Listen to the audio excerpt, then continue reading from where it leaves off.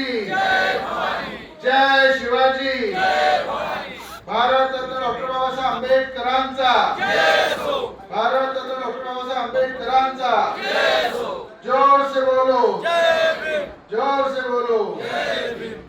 आज सर्वप्रथम छत्रपती शिवाजी महाराजांना वंदन करतो, भारतरत्न डॉक्टर बाबासाहेब आंबेडकर यांना अभिवादन करतो। या ठिकाणी पप्पू पाटील आले, त्यांचं या ठिकाणी स्वागत करतो आणि उपस्थित आपल्या सगळ्यांचे मार्गदर्शक आणि सगळ्यांना नेहमी प्रेरणा देतात असे आदरणीय सन्माननीय महाराज सागर देशमुख महाराज या ठिकाणी उपस्थित आहेत, त्यांचं सुद्धा मी चरणस्पर्श करतो आणि आशीर्वाद देतो। या ठिकाणी ज्या पक्षाला राष्ट्रीय पक्षाची ओळख मिळाली, राष्ट्रीय पक्ष म्हणून त्याची केंद्रामध्ये नोंदणी झाली, युवासेना पार्टीचे राष्ट्रीय अध्यक्ष आमचे कात्रे मामाजी या ठिकाणी उपस्थित आहेत, त्यांचे मी या ठिकाणी स्वागत करतो। या झालं तसं वाटतं की किती मोठा आमदार झाला, म्हणजे ती छाती बनेच्या बाहेर निघेपर्यंत छाती खरी परिस्थिती आहे। त्यांना सांगतो की बाबा ते बनेन फाटून सदरे फाटून कशाला त्या छाती काढणारा माणूस मोठा होत नाही, लोकांना हृदयामध्ये जो ठेवतो तो सगळ्यात मोठा होतो।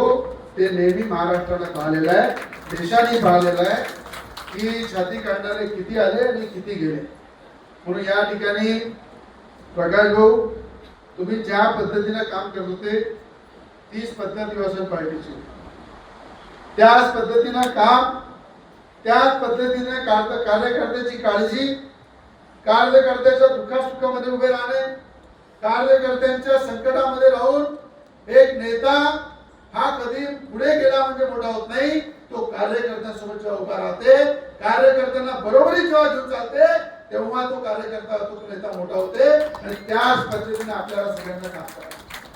मला अनेक लोक म्हणतात की रवी राणा लोकांना साथ भेटते, रवी राणा एखाद्या गरीबाच्या घरी जाऊन बसते, कुठे खाली जाऊन जेवण करते, कुठे एखाद्या मेलघाटच्या घरामध्ये एखादा आपण तिथे आराम करतो, झोपतो, त्या ठिकाणी गावागावामध्ये पैदल फिरतो।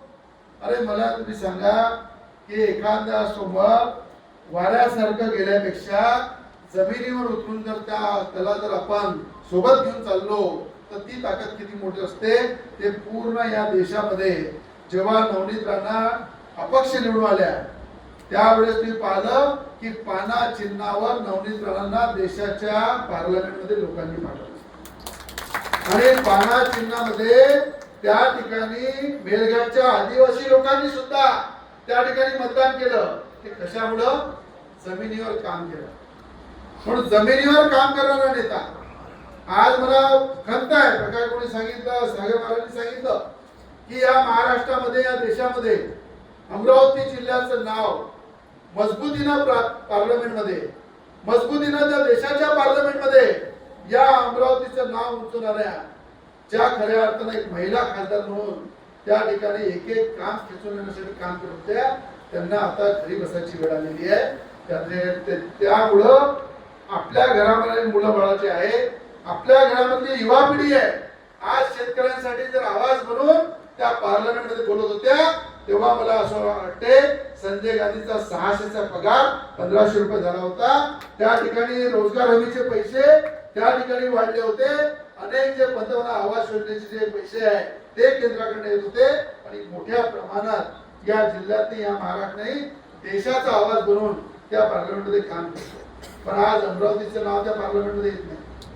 अमरावतीचा खासदार कोण आहे हे त्या ठिकाणी दिल्लीला कोणाला माहित नाही।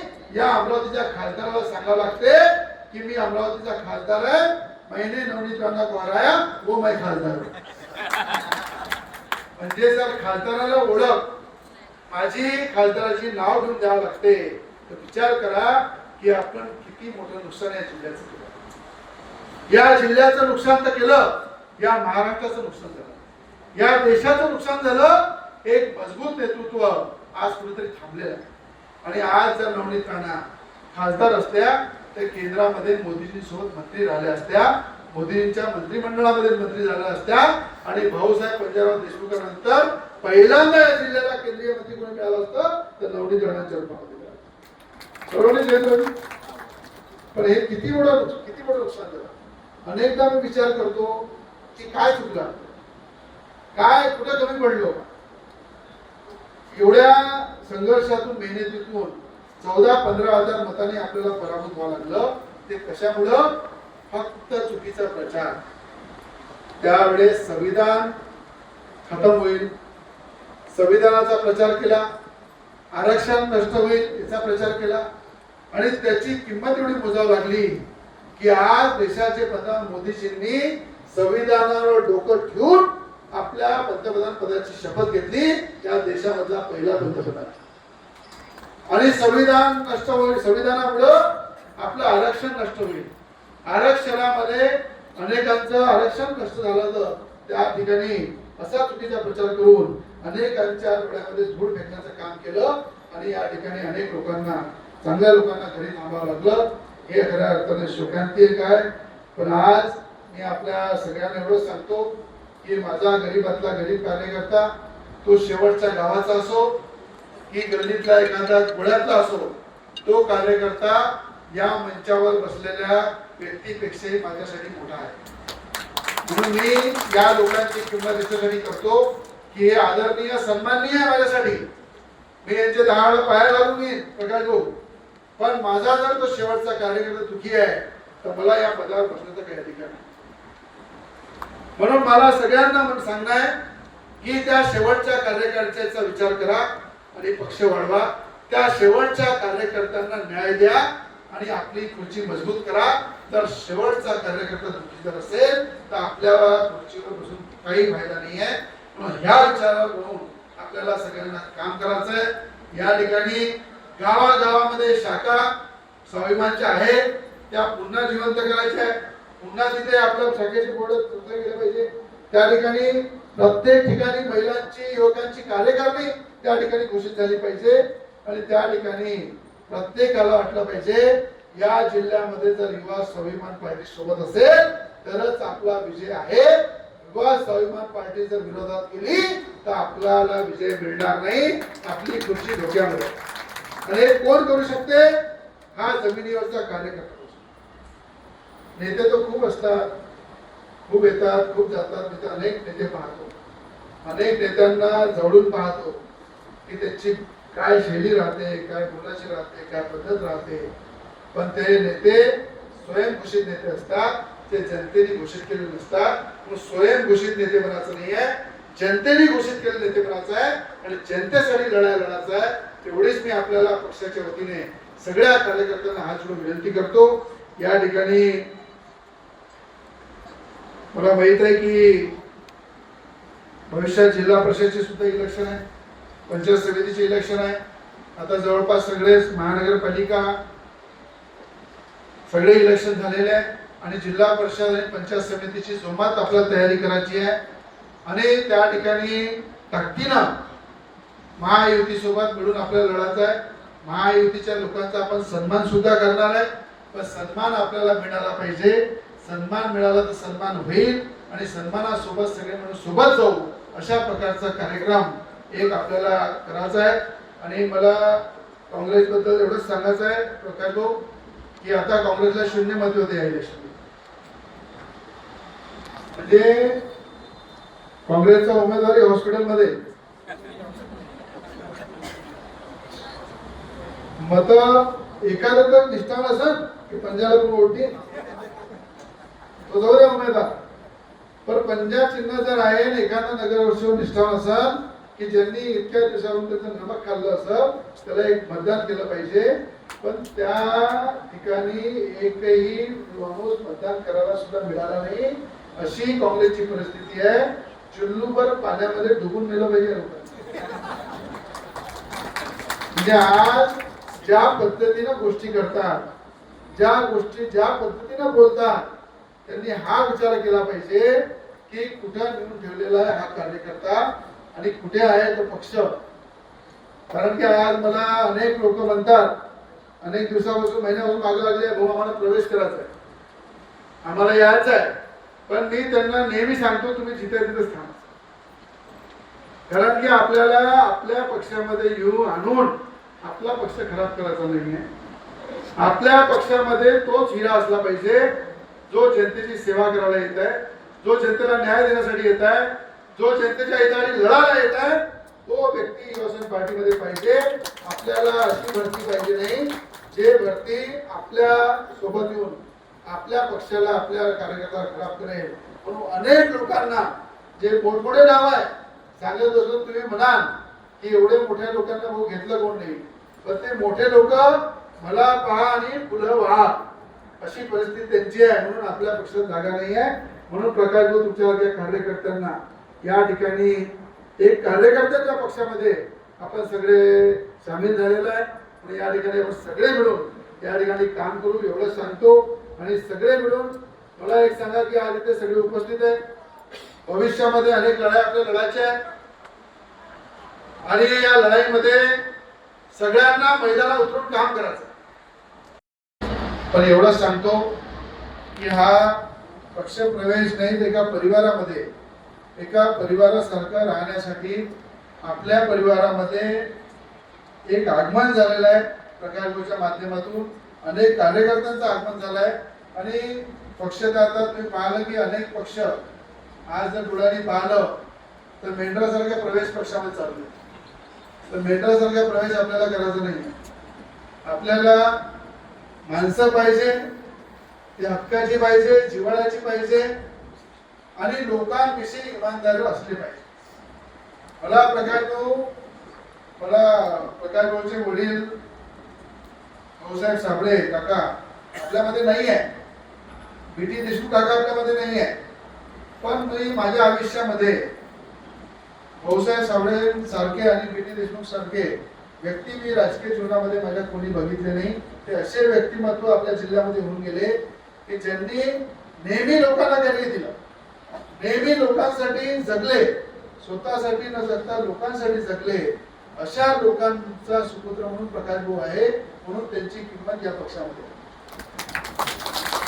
कारण की मी अनेकदा प्रकाशभाऊला म्हटलं की प्रकाशभाऊ तुम्ही किती वर्ष मेहनत करा, किती वर्ष तुम्ही अनेक नेत्यांच्या दारामध्ये जा, किती वर्ष तुम्ही आयुष्याचे समाज क्षेत्रामध्ये द्याल, एकदा तुम्ही युवासेना पार्टीमध्ये या.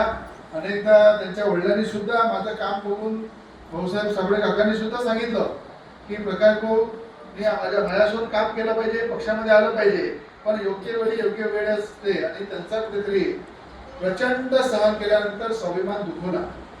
आणि जेव्हा स्वाभिमान दुखवले जाते तेव्हा व्यक्ती कुठल्याही परिस्थितीमध्ये कॉम्प्रोमाइज करत नाही.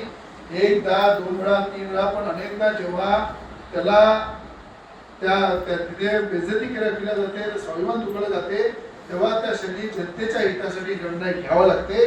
आणि तो निर्णय प्रकाश भाऊनी जनतेच्या हितासाठी युवासेना पार्टीमध्ये येऊन केलेला आहे. त्याबद्दल मी पक्षाच्या वतीनं मनापासून त्यांचं अभिनंदन करीन. कारण की आपण बघितलेलं आहे की प्रकाश भाऊचा प्रवेश म्हणजे हा प्रवेशच नाही आहे. तर आजपासून आजची माझी आमदारांची झोप उडणार आहे. आणि आजी माझी आमदारांची झोप उडवणारा एकच व्यक्ती होता त्या मतदारसंघामध्ये, तो हिरा होता. तो आता युवासेना पार्टीमध्ये आलेला आहे, ते प्रकाशभाऊ साबळे. मला आठवते की जेव्हा शिवसेनेचे इलेक्शन सुरू होते तेव्हा मी देवेंद्र फडणवीस साहेबांकडे त्यांना घेऊन गेलो. तर फडणवीस साहेबांनी तेव्हा सुद्धा म्हटलं होतं की तुम्ही पक्षात या, तुम्हाला आम्ही संधी देतो. पण त्यांनी तेव्हा म्हटलं मी काँग्रेसमध्येच राहणार आहे, पण मला काँग्रेसच्या काही लोकांचं आवडत नाही काम, म्हणून मी तुमच्या सोबत तुमचं काम करेल ताकदीनं. आणि त्या ठिकाणी त्या मतदार म्हणून काम करतील, नवलेला महिला जिल्हाध्यक्ष म्हणून काम करतील, तालुक्यामध्ये प्रत्येक कार्यकर्ता काम करेल. तर कोण कोण उद्यापासून ज्या ताकदीनं जिल्हा अध्यक्ष हे दोन्ही जिल्ह्यामध्ये फिरतील, कोण कोण त्या ठिकाणी त्यांच्या खांद्याला खांद्या लावून ताकदीनं मैदानातून काम करेल, अशा प्रकारचं कोण कोण करणार आहे हात वर करावा. शहरामध्ये जिल्ह्यामध्ये दोन्हीकडे इकडे करणार नाही काय? सगळ्यांनी जर ही मूठ आणली, मी तुम्हाला सांगतो माणसाची किंमत तेव्हाच वाढते जेव्हा आपण आपल्या एमटीवर काम करतो. आज रवी राणाची राज्याच्या राजकारणामध्ये आणि केंद्रामध्ये ती किंमत काय आहे की माझा कार्यकर्ता मजबूत आहे, माझा कार्यकर्ता हा हाक मारल्यानंतर लढणार आहे, भिडणार आहे, त्या ठिकाणी आपले कुठली पर्वा न करता त्यासाठी सगळ्या गोष्टीसाठी तयार आहे. त्यामुळे रवी राणाची किंमत या राज्यामध्ये आणि केंद्रामध्ये. म्हणून हा कार्यकर्ता पुन्हा जोमाने मैदानामध्ये भिडला पाहिजे, जोमाने ताकदीने पुढे आला पाहिजे. मला आज गर्व आहे की 16-17 नगरसेवक संजीव इंगसपुरे सुद्धा आहे, जे नगरसेवक निवडून आले. कालचा पहिला पाऊस ते सचिन भाऊ भेंडे असू द्या, ते आमच्या महिला नगरसेविका असू द्या, नानाभाऊ आमले असू द्या, प्रशांत भाऊ आंगळे असू द्या, हे सगळे लोक रात्री 3 वाजेपर्यंत पूर्ण लोकांच्या संपर्कात होते आणि 2 वाजेपर्यंत मी सुद्धा यांच्या संपर्कामध्ये होतो. गल्ली गल्लीमध्ये लोक काम करतात. मला हेच पाहिजे होतं की नगरसेवक हा महानगरपालिकेच्या कॅबिनमध्ये बसल्यापेक्षा रस्त्यावर उतरून एरियामध्ये फिरला पाहिजे, लोकांमध्ये मिसळला पाहिजे, लोकांना समजलं पाहिजे, लोकांच्या दुःखासुखामध्ये उभा राहिला पाहिजे.